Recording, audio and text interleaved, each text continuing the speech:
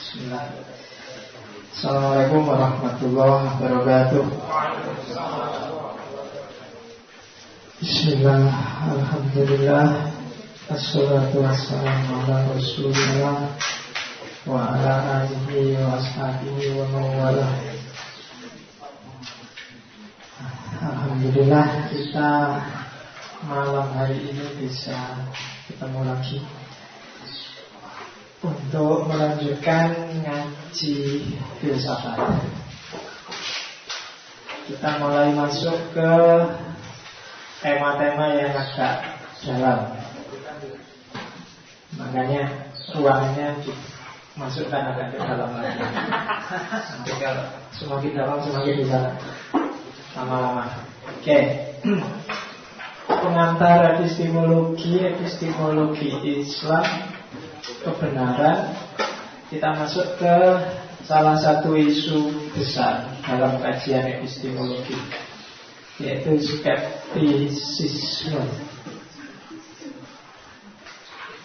Ini isu penting dalam filsafat karena skeptis itu adalah awal, bahkan ada yang bilang sekaligus akhir dari filsafat.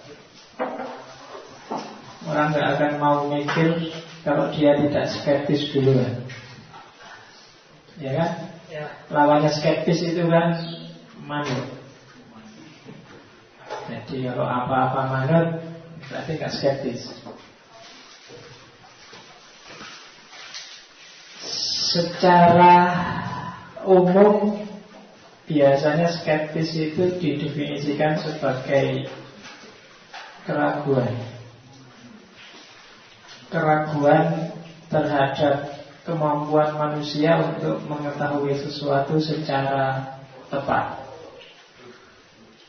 Jadi apa bisa sih orang itu tahu sesuatu secara pas, benar, pasti? Itu dipertanyakan oleh kelompok skeptis. Pengetahuan yang komprehensif itu bisa nggak kita capai? Apakah yang kita sebut tahu di kepala kita itu eksak nggak ya? Pas nggak ya? Itu skeptisisme. Saya kasih bandingan, ada banyak konsep yang sering bersentuhan dengan skeptisisme. Yang pertama, konsep apatis. Apatis itu sikap skeptis yang ekstrim. Jadi apatis itu sudah percaya belas kalau itu PKS mesti jelek wes. Jadi apa saja itu apatis sudah. Pokoknya ada bau-bau PKS gak percaya belas, itu sudah apatis. Pokoknya kalau dari Demokrat sudah Demokrat itu, itu apatis sudah. Gak percaya. Kayak kamu habis diputus pacar, pokoknya semua perempuan itu itu apatis sudah. Kamu sudah jatuh pada sikap apatisme. Pokoknya nggak mau mikir lagi, pokoknya ngapain atau baik semua, atau pokoknya sikap apatis itu ekstrim. Jadi skeptis yang ekstrim. Kalau apologis itu merasa benar.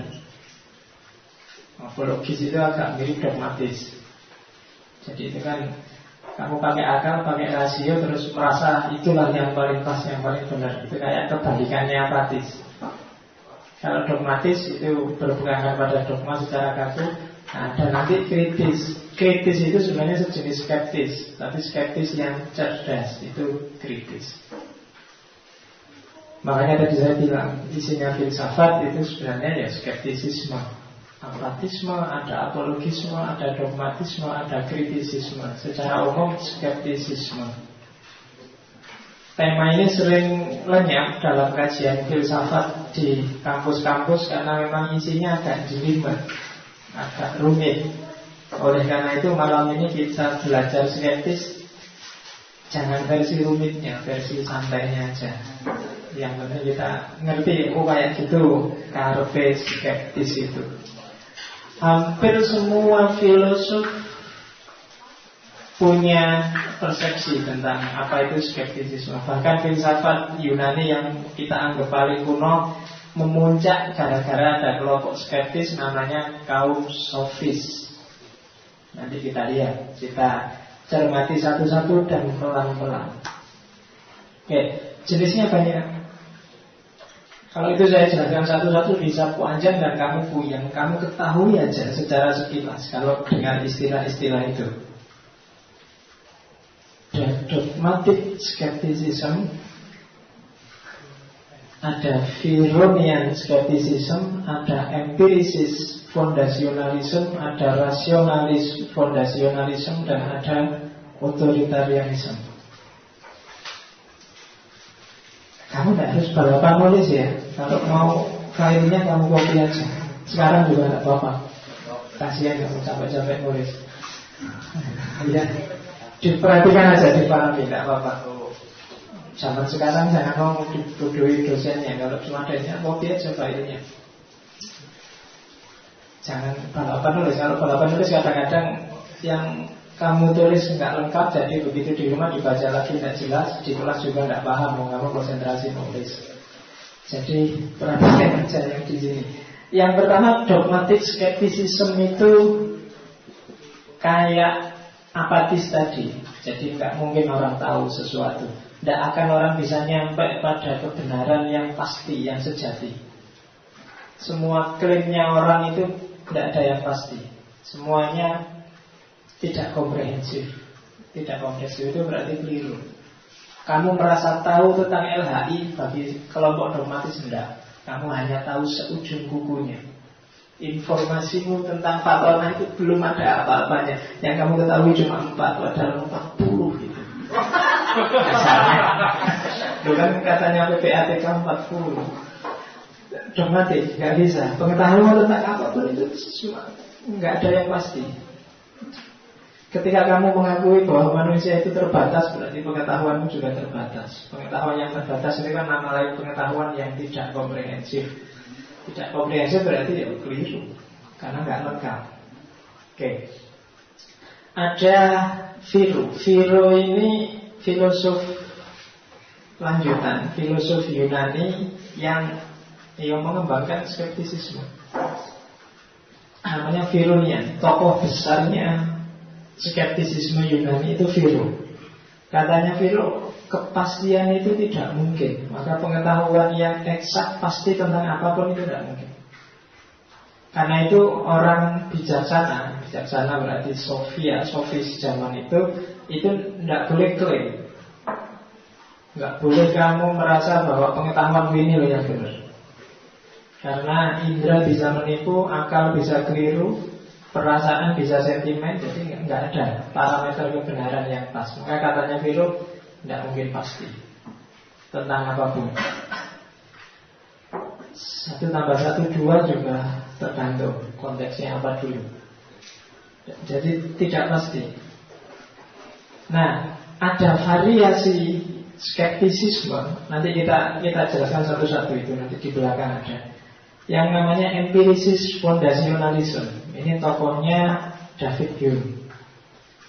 Ini skeptik, tapi skeptik terhadap semua jenis pengetahuan yang tidak didasarkan pada pengalaman atau pada empiris atau pada realitas.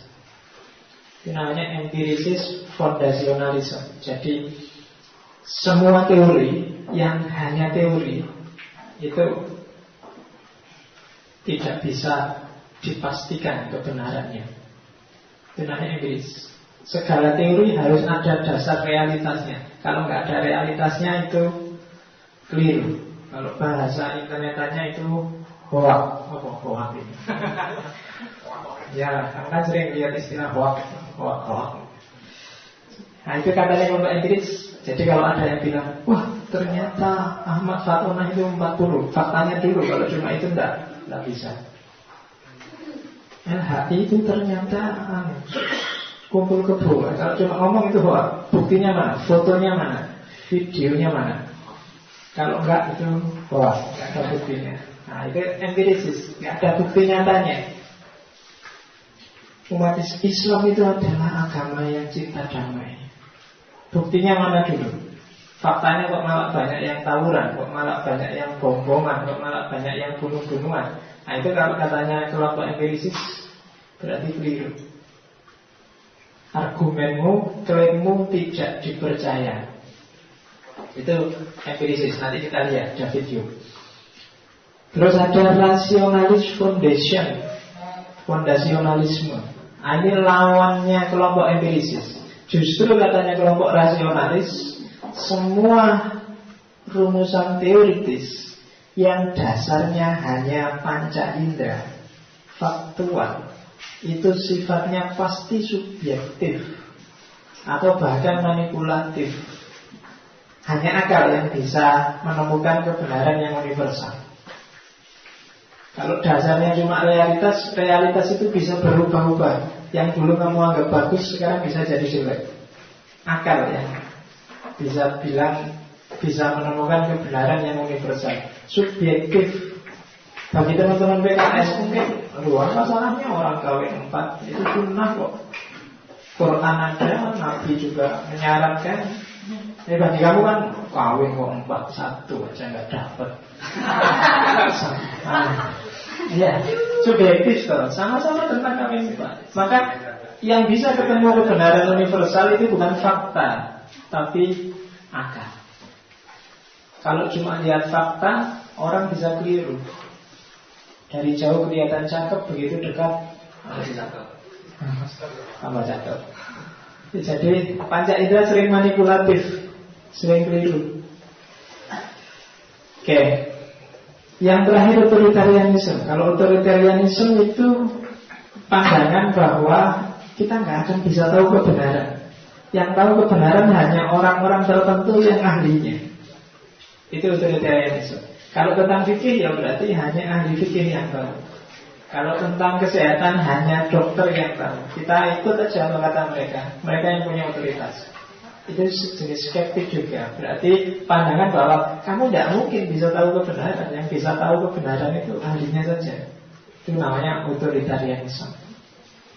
Oke, itu jenisnya. Jadi ada dogmatik, Philonian, empirisis, rasionalis, dan otoritarianisme. Jenisnya. Konotasinya, saya kasih konotasi bukan denotasi. Kalian kan ngerti bedanya konotasi sama denotasi.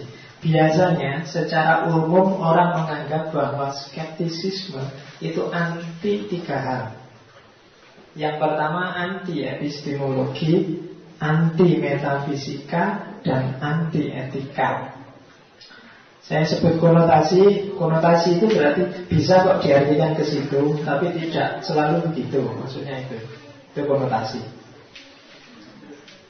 Kalau dengar istilah fustun, yang terbayang di kepalamu apa? Fustun. Hari-hari ini kan orang sedang geger dengan istilah itu. Apa itu? Fustun. Kan kamu baru dengar kemarin. Tapi karena fustun ini lahirnya dalam konteks kasus Fatonah dan LHI, terus konotasinya kan jadi itu konotasi. Bisa gitu. Memang kadang-kadang ada yang itu, tapi tidak selalu begitu. Itu konotasi. Kalau ada orang pakai tato, yang muncul di bayanganmu apa? Preman, sangat, dan seterusnya.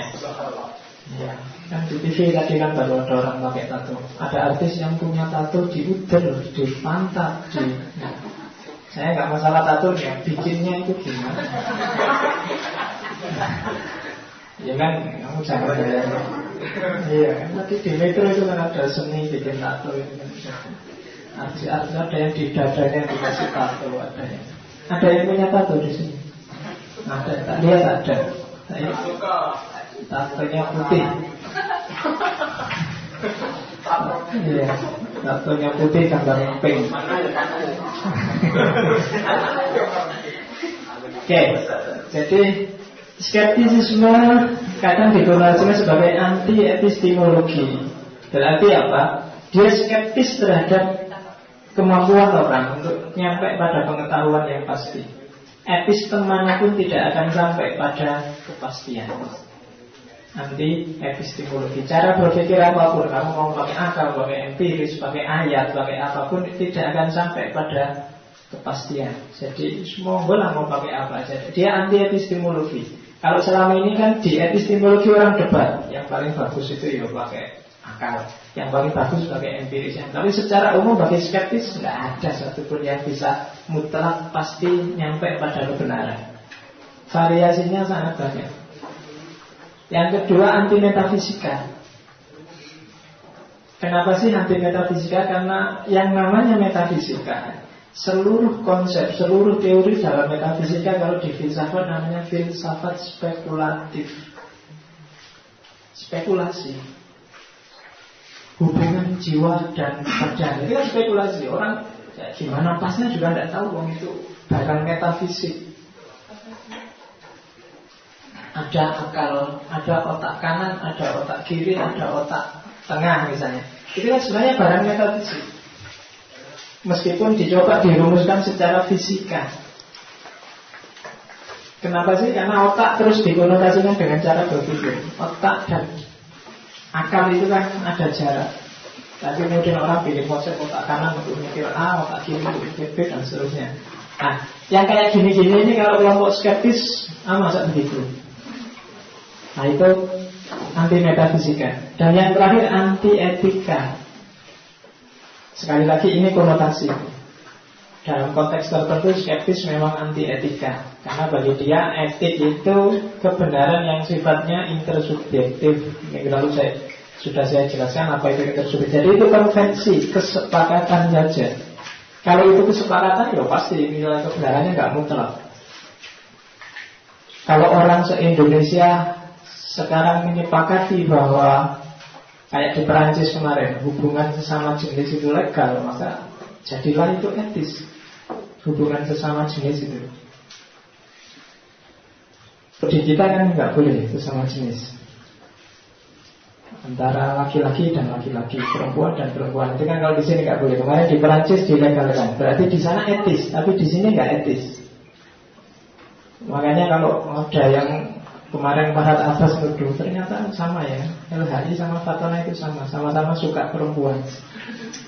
Ya, itu bagi saya ya wajar, orang laki-laki kok suka perempuan wajar. Kalau laki-laki suka laki-laki justru salah, tidak etis. Kalau di Indonesia tidak etis, kalau di Perancis itu etis, tidak apa-apa laki-laki suka laki-laki. Eropa 75% di Eropa sudah menyetujui hubungan sesama jenis. Berarti di sana etis, sementara di sini. Jadi nggak ada yang pasti untuk urusan etika. Ya. Oke. Saya kasih ilustrasi karena ini dulu. Sebenarnya presentasi panjang, ada sekitar 90 slide tentang skeptisisme, tapi tak potong-potong yang kira-kira bagian bikin kamu tak ngantuk. Ya, kalau bagian yang jelimet kamu mesti pening. Oke, skeptis itu gambarannya apa sih yang ada di kepalanya orang skeptis? Bagi skeptis, pemahamannya manusia terhadap realitas, baik realitas hidupnya, dirinya, alam semesta, itu kayak 6 orang buta memahami gajah. Jadi itu sebenarnya cerita dari Buddhisme untuk menunjukkan bahwa seperti apapun usaha kita nggak akan bisa memahami Tuhan. Tapi kan kita biasanya yang penting realitas itu kayak gitu. Orang buta pegang gajah, begitu pegang telinganya, gajah itu kayak kipas. Terus pegang buntutnya, gajah itu kayak buntut kayak apa? Kayak cambuk. Kalau begitu pegang kakinya, gajah itu kayak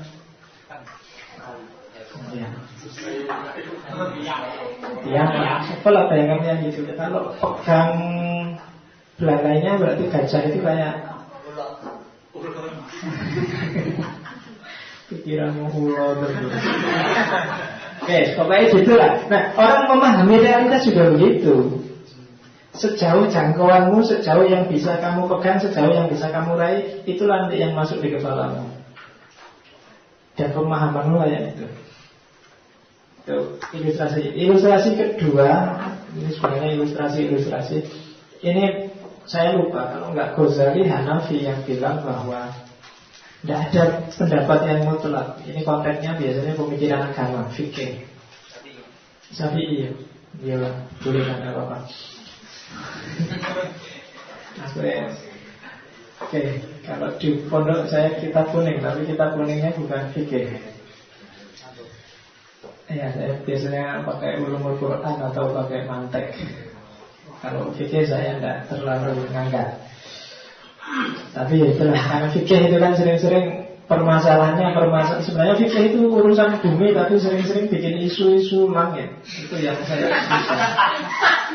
Ya kan, maksudnya masa fikih di fikih itu kadang-kadang kan di pondok dulu saya kan gitu ngajinya banyak hal-hal yang seolah-olah kalau nggak ada kasus bikin kasus sendiri. Gimana kalau kita sholat terus ini benangnya copot, benangnya panjang sekali sampai di luar ruangan, kok kebetulan jatuhnya di kotoran. Sholatnya sah apa enggak? Susah ya, gitu kan? Ngarang itu. Dulu saya gitu, kita mau wudu, tapi ceduknya buat wudu nggak ada. Satu-satunya ceduk yang ada terbuat dari kulitnya babi. Boleh masalah kok susah-susah gitu. Gimana kalau kita mau sholat waktu di bulan? Sholatnya ngadep ke bawah apa ngadep ke mana? Ya, kan mesti gitu orang bahasnya. Jadi kan jadi ra'yi shawab wayah tamilul khotok, ra'yu kana khotok wayah tamilul shawab. Jadi pendapatku benar, tapi ya pasti ada salahnya, wong saya terbatas. Pendapatmu menurutku salah, tapi ya ada benarnya lah. Ya mungkin bagian tertentu sesuai perspektifmu dan seterusnya. Itu kearifan para ulama. Ini sebenarnya menunjukkan aspek skeptisisme, bahwa orang tidak mungkin bisa ketemu kebenaran yang mutlak. Yang bisa dilakukan adalah berusaha semakin luas wawasannya, semakin luas jangkauan kebenaran yang dipahaminya. Itu aja. Sekarang kita masuk ke apa sih dasarnya orang-orang skeptis itu. Yang pertama, argumen sejarah. Jadi secara faktual dalam sejarahnya manusia, yang namanya beda pendapat itu tidak mungkin bisa dihindari. Kan sejak manusia pertama diciptakan itu kan sudah ada beda pendapat. Karena zaman Nabi Adam dia satu-satunya manusia, akhirnya yang beda pendapat adalah antara Allah dan malaikat. Ya kan? Allah mau menjadikan malaikat, Allah menjadikan Adam jadi khalifah, malaikatnya komplain. Itu kan beda pendapat. Ada diskusi, tapi terus kan malaikatnya nyerang, masuk komplain sama Gusti Allah kan mesti kalah. Ya kan? Kan Allah kalau diajak debat di Al-Baqarah awal itu kan Allah cuma bilang, kamu tidak tahu dan saya yang tahu. Selesai kan? Itu kan kayak kamu komplain saya urusan skeptisisme karena kamu nggak ngerti kan jawabanku. Alah manut wae kan nggak paham. Itu persis ketika malaikat komplain kok Nabi Adam mau diturunkan ke bumi. Jadi fakta sejarah menunjukkan bahwa tidak ada satu kebenaran universal yang disepakati oleh manusia seluruh dunia. Selalu ada perselisihan, selalu ada geser pandangan. Kamu bilang, tapi kan semua orang percaya Tuhan. Ya, banyak orang yang tidak percaya pada Tuhan. Tapi kan semua orang punya spiritualitas. Banyak juga yang merasa nggak ada spiritualitas itu. Yang materialistik juga banyak. Nggak ada satupun kebenaran yang disepakati tentang apapun oleh setiap orang. Jadi makanya kata kalau skeptik, sejarah sudah membuktikan. Itu argumen sejarah. Argumen kedua, argumen fisik, pengetahuan, argumen fisika, pengetahuan manusia tentang dunia fisik. Yang pertama, manusia nggak mungkin tahu dunia nyata, dunia fisik. Kenapa? Karena ketika manusia tahu itu sebenarnya bukan pengetahuan murni, tapi sudah tanggapan. Kalau bahasanya Immanuel kan namanya apa? Dasdin ansih itu sesuatu apa adanya, nomena. Tanggapan itu namanya fenomena. Tidak ada sesuatu yang murni kalau sudah bersentuhan dengan manusia. Karena begitu ketemu manusia, yang dilakukan manusia itu pasti menanggapi. Menanggapi itu memahami sesuai kapasitas akalnya. Itu menanggapi. Jadi faktanya jenggot misalnya, jenggot itu tampil tidak semata-mata dia sebagai jenggot. Tapi begitu dipahami orang antara yang suka jenggot dengan yang tidak suka jenggot kan beda sudah. Jadi bukan jenggot murni lagi. Ada yang punya jenggot? Nggak ada ya. Nah, di sini jenggotnya eceran semua. Iya. Nah, cuma satu-satu kan kalau ya orang Arab kan kalau jenggot paket. Saya cuma satu-satu kayak saya ini. Jenggotnya eceran. Faktanya jenggot. Tapi kan persepsimu terhadap jenggot kan macam-macam. Orang langsung nanggapi, jenggot. Ada yang fundamentalis, ada yang Oma Irama. Nggak pernah jenggot itu bunyi sebagai dirinya sendiri. Dia selalu bunyi sesuai persepsinya orang. Lihat baju kotak-kotak, Jokowi. Lihat warna merah, PDI. Lihat warna kuning,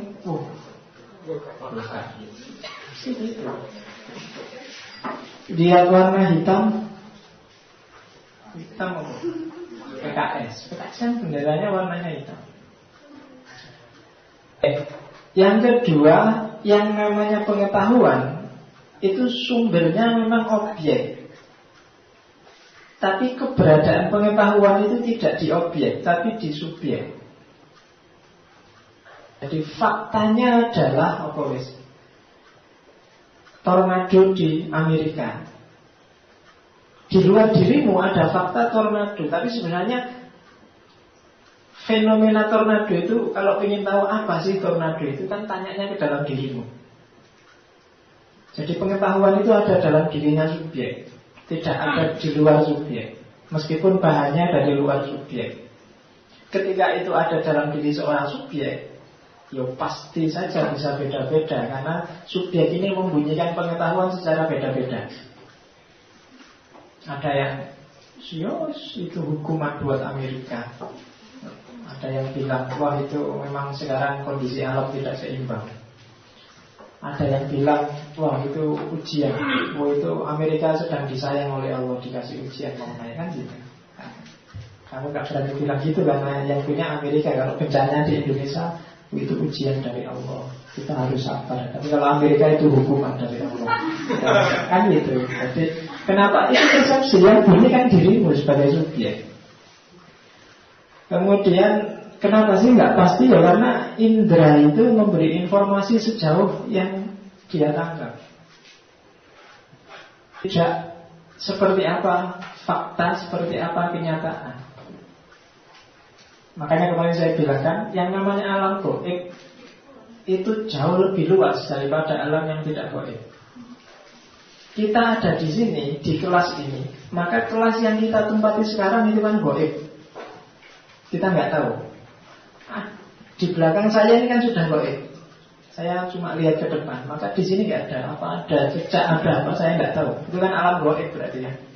Jadi indera hanya bisa memahami sejauh yang bisa kita tangkap. Di luar itu indera tidak berdaya. Maka pengetahuan kita itu kan kalau tentang fakta fisika itu kan dasarnya indrawi. Ya hanya sejauh yang bisa dia tangkap. Kalau seperti kalian dengar radio itu, sejauh yang didengar telingamu, suaranya enak banget.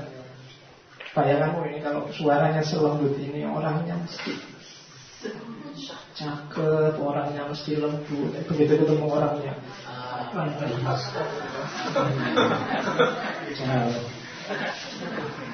suaranya merayu, wajahnya menipu. Oke, jadi ya karena kamu percaya pada indera telinga, indera pendengaran, ternyata tertipu. Mata juga begitu kan, bisa menipu. Makanya fisika baru itu kan bukan fisika yang pasti, tapi fisika kuantum yang dirumuskan dengan dasar relativitasnya Einstein. Jadi nggak mesti. Kalau Einstein kan mencontohkan relativitas itu Kalau kamu duduk di atas kompor yang sudah nyala, meskipun cuma 1 menit, rasanya kayak 1 jam. Tapi kalau kamu duduk jejer sama cewek cakep, meskipun 1 jam, rasanya kayak 1 menit. Itu relativitas. Waktunya sama, jadi 1 menit dan 1 jam, tapi kebalikannya. Kalau duduk di atas kompor nyala kan 1 menit terus gosong. Kamu ingin cepat-cepat selesai gimana sih? Tapi kalau sama cewek cakep kan jangan, nanti aja. Yang sulit. Oke, jadi itu indra, tidak membidik sesuai kenyataan. Sehingga makanya saya bilang fisika baru itu fisika kuantum, bukan fisika yang pasti. Itu argumen dari sisi fisika yang dipakai oleh kelompok skeptisisme. Yang kedua, argumen psikologis. Ini agak puitis. Jadi kata orang psikologis, kita itu kan hidup hari ini, bahannya masa lalu, tujuannya masa depan. Ya kan? Bahan masa lalu itu yang kita jadikan bekal masa kini, itu ternyata kan hanya ingatan. Masa lalu yang kita pakai sebagai bahan itu kan hanya masa lalu yang kita ingat.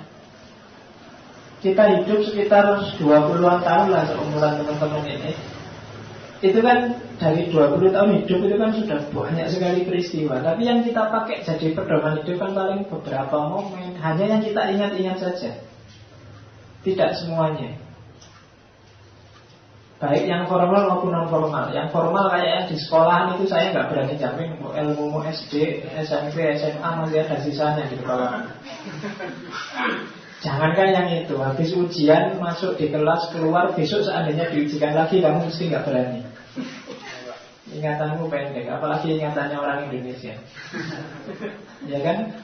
Belum lama kamu mencaci maki Soeharto, kamu pisu-pisuin seolah-olah dia harus mati, harus dibunuh. Tapi sekarang sudah muncul tulisan, iya kabar ini. Ya, enak zaman itu tau. Jadi tergantung ingatan. Hidup kita sebenarnya sangat bergantung pada ingatan. Dan itu betapa tidak pastinya. Kenapa tidak pasti? Karena ingatan itu dasar pengetahuan yang paling tidak pasti.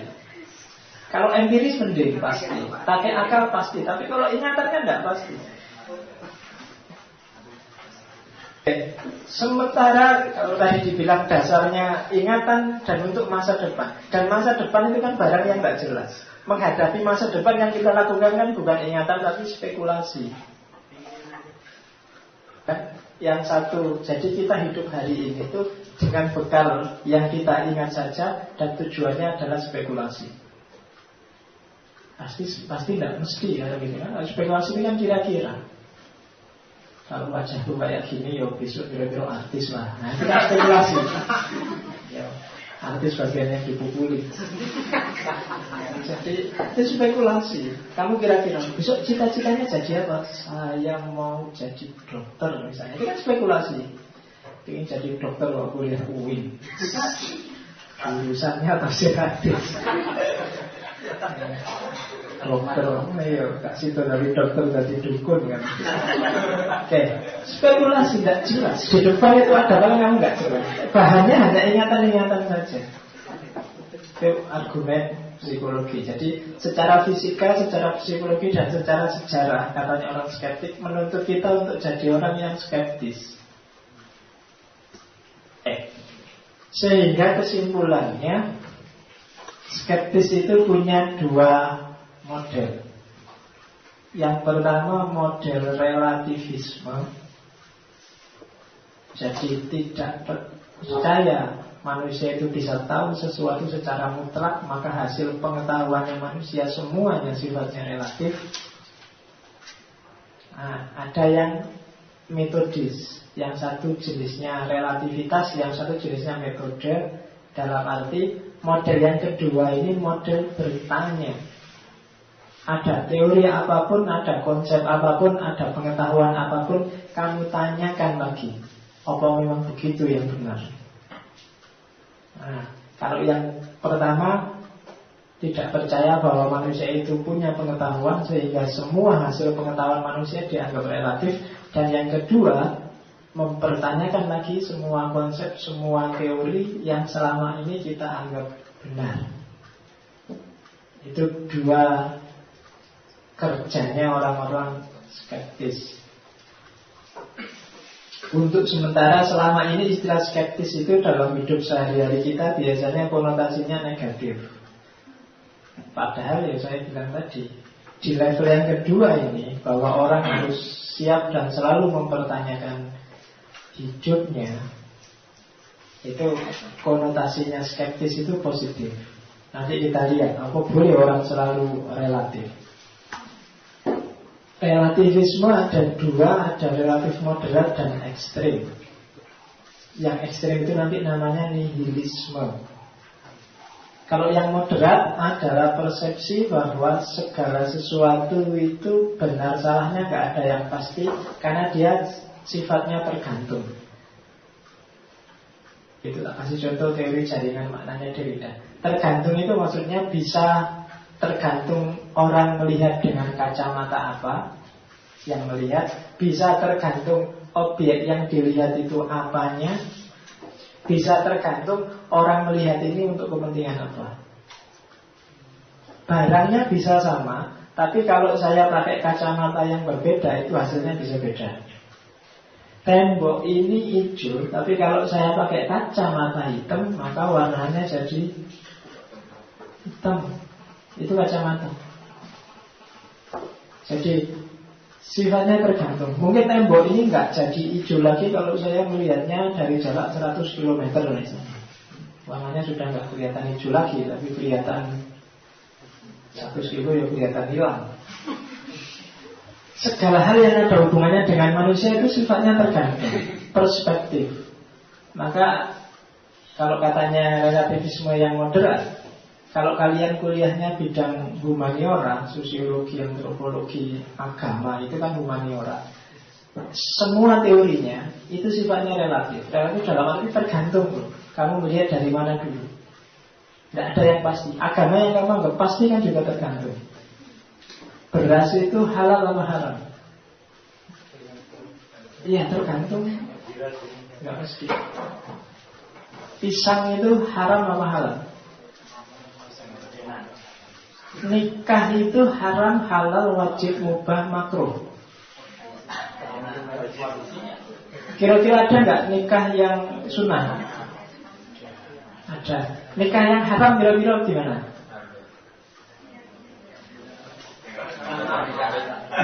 Loh ya ada kan. Nanti konteks tertentu mungkin nikah jadi haram. Misalnya kamu nikah tujuannya adalah saya nikah mau nyari yang tua-tua, nanti tak racun terus. Haram kan kamu tujuan nikah ingin ngeracun biar dapat warisan. Bisa, itu tergantung. Beras itu halal, tapi kalau beras itu hasil mutil ya haram. Membantu orang itu sunnah, tapi kadang-kadang bisa makruh, jangan-jangan bisa haram. Kamu ngasih temenmu, wah temenmu ini suka bubur ayam. Nanti kamu jam 1 malam dia lagi pulasnya tidur, kamu bangun, bangun, ada bubur ayam. Mungkin kamu malah kampleng, lagi enak-enak tidur dipanggilin bubur ayam. Kamu sama pacarmu perhatian, kamu nge-SMS jam 1 malam. Gimana ya? Sudah tidur belum? Dia sudah pulas gara-gara baca SMS ini, dia malah dongol. Padahal kamu maunya perhatian. Tergantung kan? Gitu loh. Jadi kalau teorinya Derrida yang jaringan makna itu, sesuatu itu nilainya tidak pasti, tergantung kamu melihatnya dari mana. HP ini alat apa? Gunanya apa HP ini? Alat komunikasi. Tapi ini tergantung. Alat komunikasi kan bagi kamu yang pakai. Bagi pengusaha HP kira-kira ini apa? Komoditas dagangan. Bagi pabrik HP kira-kira ini apa? Bagi Steve Jobs mungkin beda lagi. Bagi adikmu yang umur 3 tahun kamu kasih HP, ini bukan alat komunikasi. Iya. Jadi tergantung lihatnya dari mana. Teh ini menurut kalian apa? Ayo, tafsirkan. Kira-kira apa? Dari persepsi kamu kira-kira tadi itu. Kalau dari saya alhamdulillah. Kalau dari kamu mungkin subhanallah. Tergantung dia dari mana. Misalnya kelas ini kotor. Oh itu kan kamu melihat bisa macam-macam. Kotor itu, oh mungkin penghuninya apa ya, suka kotor. Penghuninya itu kempros. Ada yang bilang, oh ini cleaning service-nya nggak bagus. Ada yang bilang macam-macam. Tergantung kamu melihatnya dari mana. Jadi kalau kamu ujian bagi orang-orang yang humaniora, kalau nggak bisa jawab aja tergantung. Iya, kamu ujian dosennya ngasih soal susah kan jawab aja tergantung Pak. Dilihat dari mana dulu. Oke.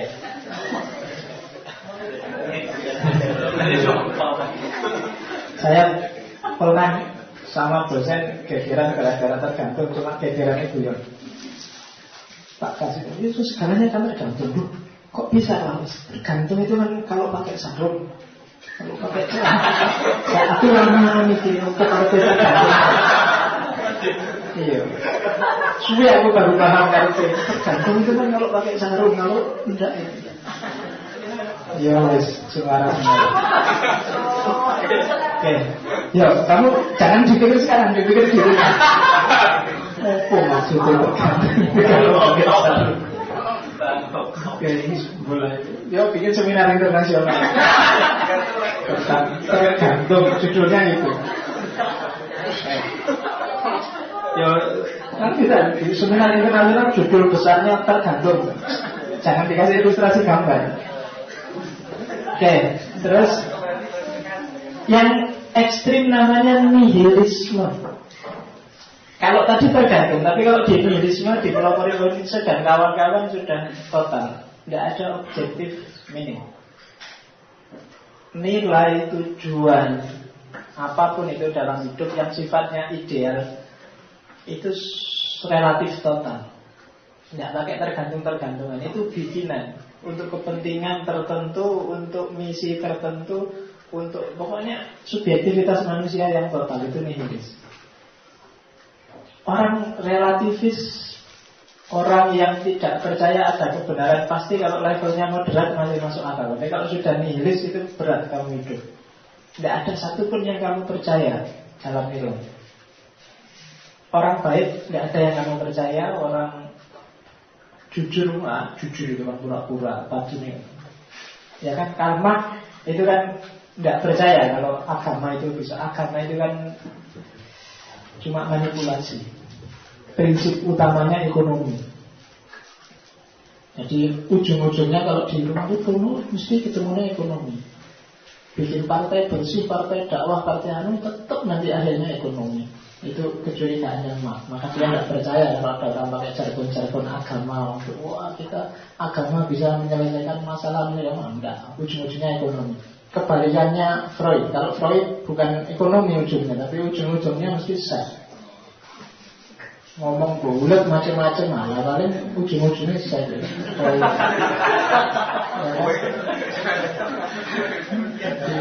Ngaji filsafat jelimet-jelimet mesti yang kamu tunggu yang bagian satu. Mesti arahnya mesti ke situ. Ada yang ekonomi, ada yang seks, ada yang dua-duanya. Ya ekonomi ya seks.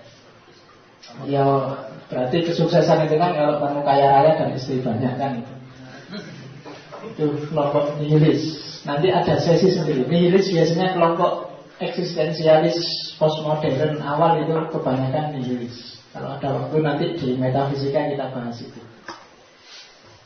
Kita masuk ke ranah. Yang pertama sangat dikenal dalam sejarah untuk skeptisisme adalah kelompok sofis. Jadi sofis ini di era ketika Yunani kenal filsafat, muncul kelompok yang skeptis. Bagi dia tidak ada kebenaran universal. Satu-satunya kebenaran ya manusia itu sendiri. Jadi ukuran benar salah itu tidak di luar manusia, tapi dalam diri manusia. Oleh karena itu sifatnya subjektif. Itu tak tulis salah satu tokohnya Georgias. Dia bilang, sebenarnya itu dipotong, masih panjang, ada sekitar 2 kalimat lagi. Tidak ada sesuatu yang wujud. Kalaupun ada, ia tidak akan bisa diketahui. Kalau itu bisa diketahui, tidak akan bisa dikomunikasikan. Ada kelanjutannya. Kalau itu bisa dikomunikasikan, ia tidak akan bisa dipahami. Kalau itu bisa dipahami, ia pasti keliru. Susah wis. Jadi tidak ada sesuatu, tapi kalau ada, tidak akan bisa diketahui orang. Tapi kok ada orang tahu, orangnya nggak akan bisa komunikasi. Tapi kok orangnya pintar bisa komunikasi, nggak akan bisa dipahami orang. Tapi kok bisa dipahami, pemahamannya mesti individu. Sudah kan selesai. Jadi itu kelompok sofis. Katanya Protagoras, manusia adalah ukuran dari segala sesuatu. Benar salah baru masih. Maka kelompok sofis ini dikenal sebagai, kalau bahasa sekarang itu kan dakwah keliling. Cuma isi dakwahnya sesuai pesenannya yang bayar. Jadi kamu tak bayari sekian, cuma bilanglah bahwa saya ini orang hebat, orang jujur, orang, nah itu bukan dakwah keliling. Kayak kamu, mungkin sofis ini tak bayangkan kalau sekarang kamu ke toko buku, tiba-tiba ada buku Abu Rizal Bakri Satrio Piningit misalnya. Nah, kayak gitu lah. Jadi ya, ilmuwan pesenan. Kan ada itu buku Hidayat Nur Wahid Satrio Piningit, kan ada yang kayak gitu. Terus ada buku-buku yang pokoknya ketika mau pemilu nanti tunggu aja mesti banyak. Sutioso adalah kayak gitu, buku-buku pesenan. Karena bagi dia benar salah itu ya tergantung si manusianya. Bagi kaum sofis, jadi kaum sofis ini merajalela zaman itu, dikenal sebagai tukang debat.